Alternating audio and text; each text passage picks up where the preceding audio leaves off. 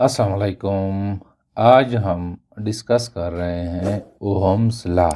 इस लॉ को हम एनिमेशंस के थ्रू एक्सप्लेन करेंगे। दोस्तों, हमें पता है कि जब किसी कंडक्टर के अक्रॉस हम वोल्टेज अप्लाई करते हैं तो उस कंडक्टर में करंट फ्लो करता है। इसका मतलब यह है कि करंट और वोल्टेज के दरमियान रिलेशनशिप है, कोई ताल्लुक है। इस रिलेशनशिप को एक जर्मन साइंटिस्ट जिसका नाम है जॉर्ज साइमन ओहम, उन्होंने स्टडी की है। उन्होंने लार्ज नंबर ऑफ एक्सपेरिमेंट करके 1826 में एक लॉ बनाया जिसको ओहम्स लॉ कहते हैं। इस लॉ के मुताबिक the current through an electrical conductor is directly proportional to the applied voltage if the temperature and other physical conditions remains constant। मतलब यह है कि किसी कंडक्टर, फॉर एग्जांपल यहाँ पे हम कंसीडर कर रहे हैं रेजिस्टर, इसके थ्रू अगर करंट फ्लो करता है, ये करंट डायरेक्टली प्रोपोर्शनल होता है टू दी अप्लाइड वोल्टेज।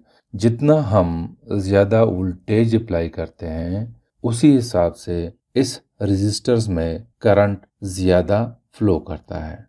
शर्त यह है कि टेम्परेचर कांस्टेंट हो, वो चेंज ना हो, और उसकी फिजिकल कंडीशन भी चेंज ना हो। इन दो कंडीशंस के साथ current flowing through this resistor is directly proportional to the applied voltage. इसको मैं कुछ एनिमेशंस के थ्रू आपको एक्सप्लेन कराता हूँ।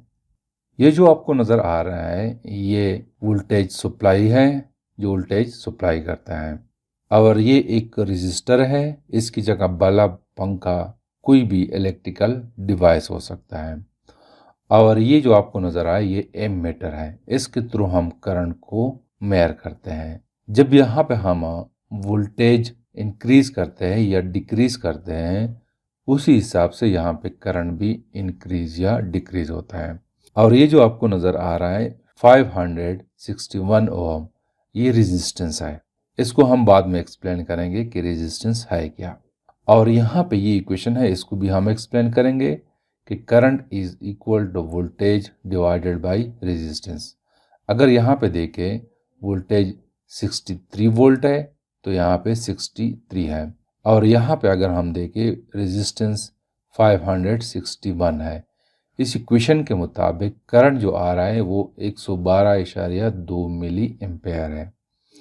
तो जब मैं यहाँ पे वोल्टेज को इंक्रीज करता हूँ या डिक्रीज करता हूँ तो यहाँ पे करंट इंक्रीज और डिक्रीज हो रहा है। इसके अलावा ये आपको ग्राफ नज़र आ रहा है, ये ग्राफिकल रिप्रेजेंटेशन है ओहम्स लॉ की। इसके अलोंग एक्स एक्सिस वोल्टेज है और अलोंग वाई एक्सिस करंट है। सबसे पहले मैं इसको कम करता हूँ, वोल्टेज को कम करता हूँ। 0 वोल्ट पे मैंने कर दिया है, तो यहाँ पे वोल्टेज 0 है और करंट भी 0 है। तो जैसे जैसे मैं इसको इंक्रीज करता हूँ आपको नज़र आ रहा है एमीटर में करंट इंक्रीज होता जाता है, और इक्वेशन के मुताबिक भी करंट इंक्रीज होता जाता है। और ग्राफ को अगर हम देखें वहाँ पे भी करंट इंक्रीज होता जाता है। तो ये ओहम लॉ है कि जब यहाँ पे हम वोल्टेज को इंक्रीज करते हैं तो यहाँ पे करंट भी इंक्रीज होता जाता है। ये वोल्टेज सप्लाई कनेक्टेड है विद दिस रेजिस्टर और ये कनेक्टेड है इस इमीटर के साथ। तो दोबारा मैं आपको दिखाता हूँ, अगर वोल्टेज को मैं डिक्रीज करूँ तो करंट भी डिक्रीज हो रहा है, ग्राफ के थ्रू भी, इक्वेशन के थ्रू भी और इमीटर के थ्रू भी। इसके अलावा अगर हम इस रेजिस्टर को चेंज करें, फॉर एग्जांपल इसको मैं इंक्रीज कर रहा हूँ, इसको मैं 3 किलो ओहम ले आता हूँ तो तब करंट चेंज होगा। देखो रेजिस्टर जब ज़्यादा है तो करंट कम प्रोड्यूस हो रहा है। मतलब यह है कि यहाँ पे हमने कंडक्टर चेंज किया है, मुख्तलिफ कंडक्टर्स की मुख्तलिफ रेजिस्टेंस होती है, तो उसी हिसाब से करंट उसमें फ्लो कर रहा होता है। तो इस रिलेशनशिप को ओहम्स लॉ कहते हैं। इसको मैं एक और एनिमेशन के थ्रू भी आपको दिखाता हूँ। यहाँ पे आपको नज़र आ रहा है ये एक सर्किट है, इसमें ये बैटरी है और ये कंडक्टर है। जब हम इस बैटरी के थ्रू वोल्टेज को इंक्रीज करेंगे तो यहाँ पे करंट इंक्रीज होगा, और ये इक्वेशन में ये V जो वोल्टेज, ये V भी बढ़ेगी और ये जो आपको नज़र आ रहा है I, ये बहुत स्मॉल है, ये भी इंक्रीज़ होगी। इसका मतलब है कि जब हम इसको इंक्रीज़ करेंगे तो ये भी इंक्रीज़ हो रहा है, बशर्ते ये कि ये R कांस्टेंट हो। यहाँ पे R जो है वो 873 ओहम है। तो यहाँ पे मैं वोल्टेज को इंक्रीज़ कर रहा हूँ, तो आप देख रहे हैं कि बैटरी यानी कि वोल्टेज भी इंक्रीज़ होता जाता है और करंट भी इंक्रीज़ होता जाता है। तो जितना हम वोल्टेज इंक्रीज़ करते हैं करंट उतना ही इंक्रीज़ हो रहा है। तो यहाँ पे मैंने 9 वोल्ट पोटेंशियल डिफरेंस दिए हैं। तो यहाँ पे करंट जो प्रोड्यूस हुआ है वो 10.3 मिली एम्पेयर करंट प्रोड्यूस हुआ है। अब हम इसकी मैथमेटिकल रिलेशनशिप देखते हैं। According to the Ohm's law, the current across any conductor is directly proportional to the applied voltage. या हम इसको यूँ लिखते हैं कि V is directly proportional to the current. अब देखो यहाँ पे वोल्टेज डायरेक्टली प्रोपोर्शनल है टू करंट। अगर मैं इस प्रोपोर्शनलिटी कांस्टेंट को हटा दूं तो यहाँ पे हमने कुछ कांस्टेंट लगानी होगी। तो इसको मैं एक्सप्लेन करता हूँ कि मैं जस्ट सपोज करता हूँ कि यहाँ पे मैं वोल्टेज दे रहा हूँ 10 वोल्ट, तो करंट प्रोड्यूस हो रहा है 2 एम्पेयर का।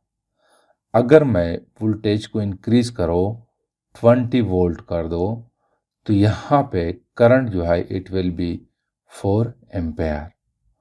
और अगर मैं इसको 30 वोल्ट कर दो तो यहाँ पे 6 एम्पेयर है। तो ये इस इक्वेशन के मुताबिक कि V is directly proportional to I।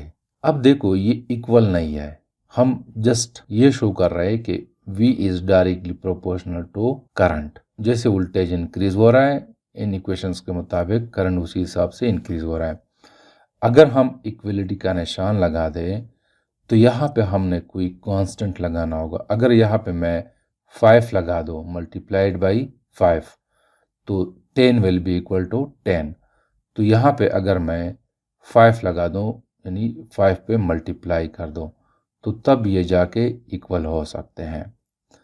तो ये 5 यहाँ पे 5 है, यहाँ पे 5 है, यहाँ पे 5 है, मीन्स कि ये एक कांस्टेंट वैल्यू आ रही है।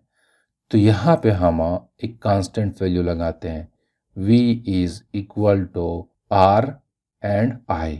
या हम लिखते हैं कि V is equal to I and R। ये मैथमेटिकल रिप्रेजेंटेशन है ऑफ ओहम्स लॉ। यहाँ पे R क्या है? ये रेजिस्टेंस है।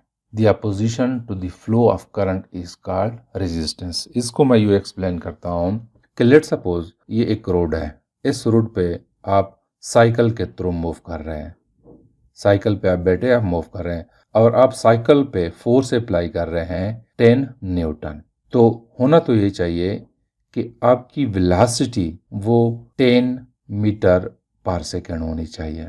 लेकिन चूंकि ये रोड मैं सपोज करता हूँ कि हमवार नहीं है, इसमें दरारें हैं, ऊंच नीच है, तो आपकी स्पीड मैं कहता हूँ कि 5 मीटर पर सेकेंड है। 10 न्यूटन का फोर्स है और आपकी स्पीड 5 मीटर पर सेकेंड है।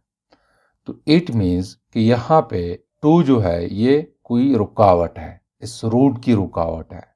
तो ये 10 के बराबर तब होगा जहाँ पे हम कोई कांस्टेंट लगा लें और वो कांस्टेंट इस रोड की रेजिस्टेंस है।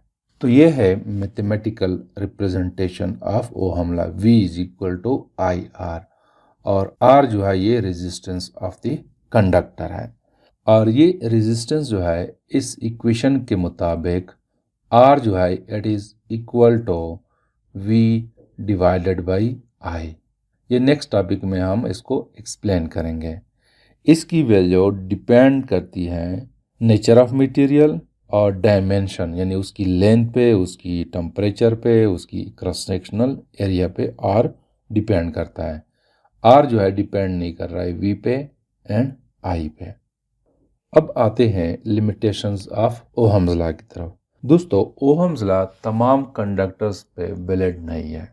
देयर आर फ्यू कंडक्टर्स जिसमें V is directly proportional to I, means के ओहम्स लॉ वैलिड है उस कंडक्टर के लिए। जैसे कि for example copper, silver and aluminium.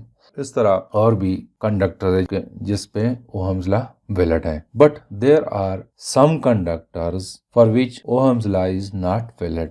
वो कौन से हैं?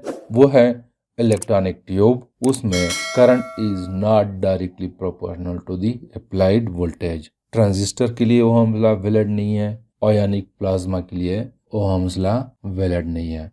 It is called limitation of Ohm's law, means के बास कंडक्टर्स के लिए ओहम्स लॉ वैलिड है, यानी V is directly proportional to I या I is directly proportional to V, और बास कंडक्टर्स के लिए ये वैलिड नहीं है। इसको लिमिटेशन ऑफ ओहम्स लॉ कहते हैं। तो this is something about the Ohm's law. Thank you.